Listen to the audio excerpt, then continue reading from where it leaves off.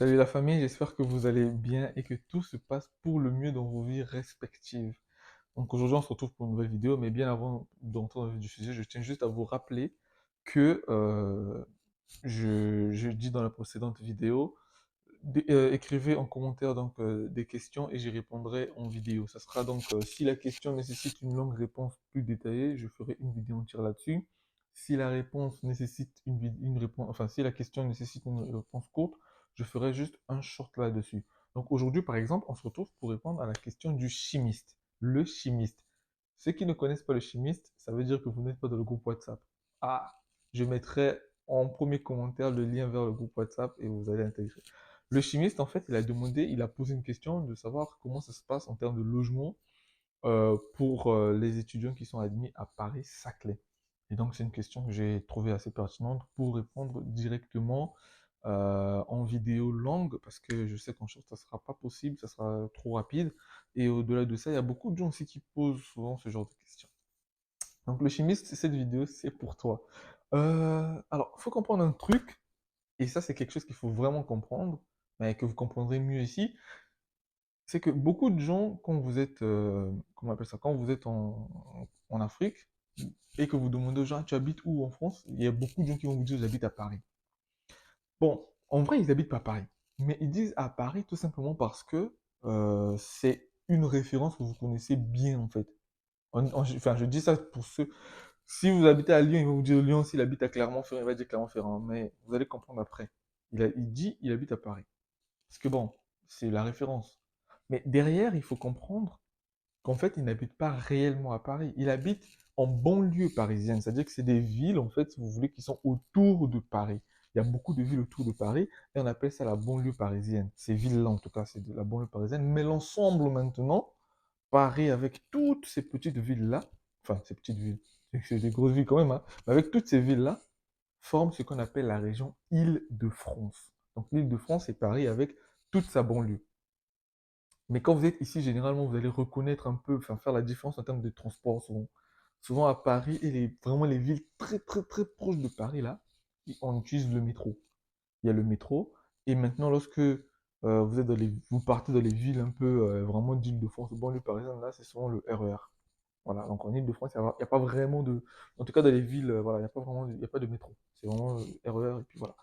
Donc, globalement, c'est comme ça que vous reconnaissez. Mais si vous citez les petites villes-là, parfois, ah, vous allez encore dire, c'est où ça en France?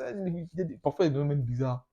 Donc, ils sont obligés de dire ce mot Paris comme ça. Ah, Paris, ok, ok. Ah, mon frère habite à Paris, il n'habite pas à Paris. Paris, la vie est chère. Bon, moi, par exemple, personnellement, actuellement, j'habite à Paris. Je suis dans le 14e arrondissement de Paris. Et ça change tout, en tout cas, en termes de logement, en termes de vie. Enfin, c'est chaud. Alors, autre chose, juste un exemple tout bête.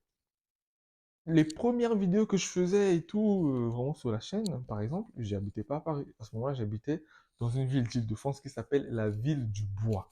C'est en Île-de-France, mais ça s'appelle la ville du Bois. Vous voyez, si je vous dis, ah, tu habites où je dis la ville du Bois, ah, c'est où en France? Trop bizarre. Et donc, c'est la même chose que Paris-Saclay. Paris-Saclay se trouve, ça s'appelle Paris-Saclay, mais ça se trouve pas à Paris. Ça se trouve, enfin, ça se trouve, je dirais, principalement à Orsay. À Orsay, donc en Essonne, donc dans le 91. C'est en Île-de-France. Donc, les logements, en tout cas, autour de Paris-Saclay, faut pas vous dire que c'est vraiment les logements, les prix des logements sont comme à Paris. Non. Bien que autour, en tout cas, de Paris-Saclay, donc à Orsay même, il y a des parties qui sont vraiment au centre-ville, tout ça, c'est un peu cher, mais vous pouvez trouver des logements un peu moins chers. Bon, moins cher, moins cher, moins cher, hein. Moins cher. Mais au-delà de ça, comme c'est en Île-de-France aussi, de toute façon, comme vous êtes en Île-de-France, vous avez beaucoup de villes, comme j'ai dit. Et vous avez des transports qui vous emmènent de ville en ville. Donc vous avez la possibilité de vivre dans une petite ville d'Île-de-France, peut-être pas trop loin, selon vous en tout cas, et prendre les transports pour venir à l'université. Vous pouvez venir à l'université, donc vous allez habiter dans une ville un peu éloignée où vous allez payer moins cher et puis venir à l'université. Autre chose qu'il faut comprendre, c'est qu'ici, en tant qu'étudiant, il y a vraiment un système qui fonctionne beaucoup bien, en tout cas, quand soit vous êtes au Crous, vous payez moins cher et vous êtes bien. Si vous n'êtes pas au Crous, il y a un système qui fonctionne bien, vous êtes dans le privé, donc comme on dit, le privé, c'est-à-dire que c'est un logement chez un particulier, quoi. Et un truc qui fonctionne beaucoup ici, c'est la colocation. Et oui, ça marche beaucoup, donc c'est un logement. qui est grand, mais vous n'avez qu'une chambre, et puis le reste des lieux, c'est en commun avec les autres. Donc, il y a ce système qui fonctionne très bien et que beaucoup d'étudiants, en tout cas en Île-de-France, utilisent énormément. Hein? Maintenant, le truc, bah, c'est que si vous avez des villes, si vous habitez dans des villes très très petites, vous pouvez avoir des logements à vous-même, et puis voilà, c'est facile. Mais en tout cas, en Île-de-France, en général, vous avez la colocation et ça fonctionne très très bien. Très très bien. Moi-même, j'ai vécu en colocation très très longtemps. D'ailleurs, la preuve en est, c'est que vous voyez bien que quand je faisais mes premières vidéos, j'étais souvent dans ma chambre. Ici, bon, je suis plus au salon parce que là, j'ai voulu un peu changer. Mais en tout cas, j'étais en colocation. Voilà pourquoi j'étais beaucoup plus dans ma chambre à faire des vidéos dans ma chambre. Vous allez constater que beaucoup font des vidéos dans leur chambre. Soit c'est juste parce qu'ils sont en course, donc la chambre elle est très petite, donc il n'y a pas de choix en fait. Vous voyez un peu la chambre où j'étais moi là-bas. Globalement, parfois, c'est ça, en fait, tout ça. Donc, il y a sa chambre, son lit là-bas, et puis il y a un petit coin cuisine, et puis ceci, cela. Donc, voilà pourquoi ils font leurs vidéos. Vous voyez parfois leur lit en background.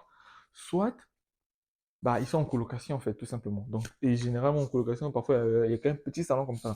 Donc, tu peux pas faire ta vidéo parfois dehors et tout. Enfin, au salon, du moins. Donc, c'est pas du tout facile. Donc ça, il faut comprendre ça aussi. Autre chose, évidemment, il y a le course. Hein, le course, bon, pour ceux qui vont venir cette année, honnêtement, hein, le course, ne comptez pas trop dessus, puisqu'avec les JO, même ceux qui sont ici dans le course, là, on va les foutre dehors, donc ne comptez pas trop sur le course. Vraiment, ceux aussi qui vont venir, en tout cas en région Île-de-France, Paris et tout ça, qui voudront bah, chercher des logements à leur propre nom, hein. Donc, en période de visa, évidemment, on va en parler. Je vais vous donner des astuces, des tuyaux, des sites et des applications pour pouvoir, en tout cas, facilement, enfin, du moins, j'espère, trouver un logement.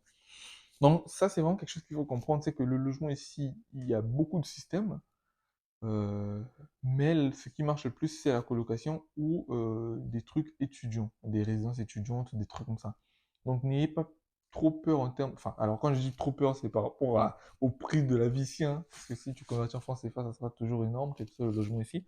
Mais ne vous mettez pas dans la tête que, ah, comme Paris-Saclay, c'est. Voilà, donc les logements sont très très chers.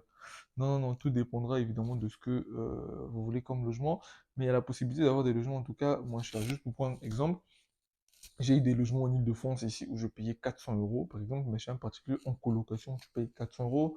J'ai eu des logements où je payais 500 euros. J'ai eu des logements où je payais 550. J'ai même eu des logements où je payais 200 euros chez un particulier en colocation. Mais c'est juste qu'il faut prendre en compte le fait que plus tu paies moins cher, plus tu es non. Parce que même en Ile-de-France, ici, il y a des grosses villes d'Île-de-France. Bon, il y a Paris déjà. Après, il y a des grosses villes d'Île-de-France, mais aussi des petites villes d'Île-de-France. Donc, plus tu seras, par exemple, le 7-7, là-bas, par exemple, les logements sont très moins chers. Mais c'est juste que, en termes de transport, tu es dans la merde. Distance jusqu'à l'université aussi, c'est très loin. Donc, soit tu as un logement moins cher, mais en termes de temps et de sommeil, tu vas payer très cher. Soit tu as un logement bah, assez moyen comme ça, là, et puis voilà. Mais derrière, quand tu arrives, tu auras ton job étudiant, tu pourras en tout cas, hop, équilibrer les choses et te gérer toi-même. Donc n'ayez pas peur pour ça, je peux dire, hein, n'ayez pas peur pour ça. Les logements, si vous en avez à foison. Mais c'est juste qu'il y a aussi autre chose qu'il faut comprendre, c'est qu'il y a des logements en fait qui sont ici très accessibles. Vraiment, je vous assure que moi, vous venez en Ile-de-France ici, vous rentrez en contact avec moi, on peut trouver un logement très facilement. Le seul problème, c'est que c'est des logements que vous pouvez facilement avoir une fois ici, mais depuis l'étranger, pour les avoir, c'est très, très, très difficile. En fait, c'est ça. Je prends juste un exemple simple. On va en parler vraiment bien pendant la période de visa. Donc d'ici mai, en tout cas, en mai, on va commencer à bien en parler. Parce que la période de visa, c'est, je pense, en juin dans la majorité des pays, mais en mai, on va commencer à enchaîner. Mais il faut comprendre un truc. Quand vous cherchez un logement en votre nom, parce que ça arrive, hein, vous pouvez chercher un logement en votre nom dans, comment on appelle ça? Vous pouvez chercher un logement en votre nom dans une résidence ou dans un truc comme Studéa, des trucs comme ça c'est des grosses structures. Donc là, ils vont vous envoyer évidemment juste des attestations et tout ça, c'est des trucs connus. Mais si vous cherchez des logements en votre nom, donc un bail à votre nom, médecin particulier par exemple, là il y a un problème en fait qu'il faut comprendre. Le particulier, il n'aura pas de... Déjà, il y a le risque de se faire arnaquer. Mais autre chose, c'est que si vous tombez sur quelqu'un de sérieux, il y a un truc aussi qu'il faut comprendre, c'est que derrière lui, il aura quand même peur, en fait. Que ce soit vous qui puissiez l'arnaquer. Parce que, pourquoi? Parce que quand c'est chez un particulier, Au niveau de l'ambassade, quand vous allez déposer votre visa, il ne faut pas juste le bail. Il faudrait que le particulier en question vous envoie certains papiers, dont sa carte d'identité par exemple, des trucs comme ça. Donc ça fait que le type, il peut devenir vite fait méfiant quand vous allez lui demander ça. C'est normal, hein, c'est tout à fait normal. Même nous ici, quand on cherche parfois des logements, quand on s'est demandé trop de papiers, je commence à trouver ça bizarre, le gars il veut t'arnaquer ou pas. Donc en fait, ça c'est tout à fait normal. Ça fait qu'en fait, trouver un logement chez un particulier, c'est souvent pas facile lorsque vous n'êtes pas ici. Mais derrière, quand vous allez arriver ici, oh, ça va en trouver. Vous allez faire 10 visites, 15 visites par jour. Et voilà, quoi. Bon, après, tout dépendra de votre budget, de ce que vous recherchez et aussi de vos capacités financières, parce qu'il y a tout ça qu'on regarde. Mais, euh, mais ne vous inquiétez globalement pas. Voilà pourquoi je dis souvent aux gens, postulez dans les villes où vous pouvez peut-être avoir quelqu'un qui puisse vous accueillir, vous donner les papiers. Vous arrivez, la personne vous accueille peut-être une semaine, 2 semaines, et pendant ce temps, hop, vous cherchez votre logement, et puis hop, vous partez. Ou même, juste une personne qui peut vous donner ses papiers, et vous, en fait, et cette personne en parallèle, en fait, cherche un logement pour vous. Évidemment, il faut que ce soit une bonne personne. Cherche un logement pour vous en son nom ou en expliquant clairement au propriétaire ce qui va se passer en fait. Sinon, vous allez arriver, lui, il sera le garant, nanana, nanana, et tout, tout, tout. Vous, à l'ambassade, vous avez ses papiers, comme quoi vous venez héberger chez lui, mais en fait, non. Quand vous arrivez, hop, vous partez dans votre logement. Donc, il y a beaucoup de systèmes comme ça. D'ailleurs, moi, c'est ce qui s'est passé chez moi. Donc, il y a beaucoup de systèmes comme ça, mais il faut vraiment comprendre. On va bien en parler d'ici un mois. D'ici un mois. Prenez votre mal en patience, les amis. Prenez votre mal en patience, les amis, et je vous laisse sur ce. On se retrouve donc dans une prochaine vidéo. N'oubliez pas de vous abonner, ça me donne de la force de continuer à vous produire ça. Regardez, il est 21h ici.